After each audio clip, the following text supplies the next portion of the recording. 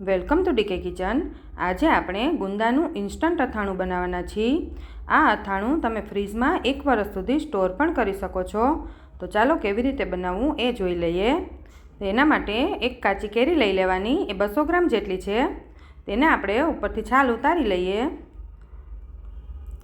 છાલ ઉતારી લીધા પછી આપણે તેને છીણી લેવાની છે। તમે ઝીણું જાડું કોઈ પણ રીતે છીણી શકો છો।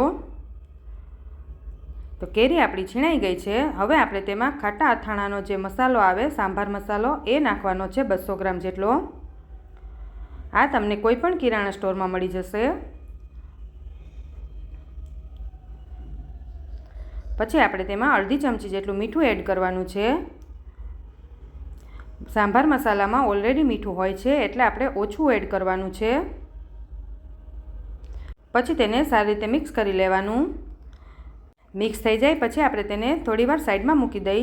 પછી 500 ગ્રામ ગુંદા લઈ લેવાના। હવે ગુંદાને આપણે ધોઈને સારી રીતે સાફ કરી લેવાના। પછી આપણે તેને ઉપરથી જે ડાળખી છે એ કાઢી લેવાની।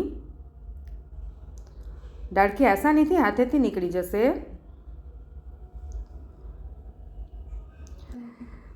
હવે આપણે તેને સહેજ પ્રેસ કરશું એટલે અંદરથી ઠળિયો નીકળશે।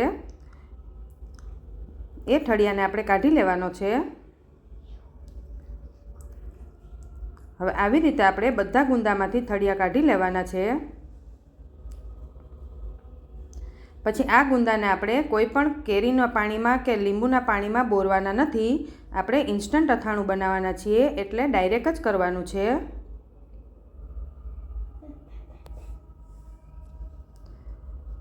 આવી રીતે આપણા બધા ગુંદા થઈ ગયા છે। હવે આપણે તેમાં મસાલો ભરી દઈએ। મસાલો સારી રીતે દબાવીને ભરી દેવાનો।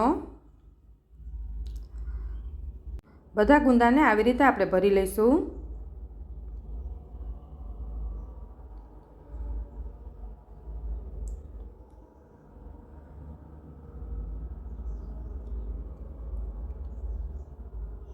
આવી રીતે અથાણું કરશો તો સહેજ પણ ચીકાશ નહીં રહે। બધા ગુંદા આપણા ભરાઈ ગયા છે તો આપણે તેને કાચની બોટલમાં ભરી લઈએ। આપણો થોડો મસાલો વધ્યો હોય એ પણ એની સાથે જ નાખી દેવાનો।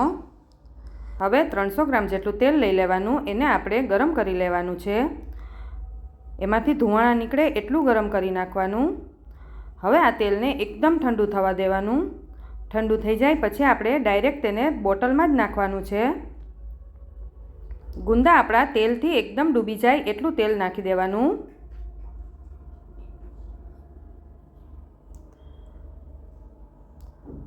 અથાણું આપણું તૈયાર થઈ ગયું છે। આને તમે ફ્રીજમાં મૂકી શકો છો અને તાજે તાજું ખાવાનું પણ ખૂબ સરસ લાગે છે। આ અથાણું મારું ગયા વર્ષનું અથાણું છે, એનો કલર હજી એવો જ છે। ફ્રીજમાં અથાણું 1 વર્ષ સુધી એવું ને એવું જ રહે છે, બગડશે નહીં। તો તૈયાર છે આપણું ગુંદાનું ઇન્સ્ટન્ટ અથાણું। તમે પણ ઘરે જરૂરથી ટ્રાય કરજો। જો તમને મારો વિડીયો ગમ્યો હોય તો લાઇક, શેર અને સબસ્ક્રાઈબ કરવાનું ના ભૂલતા।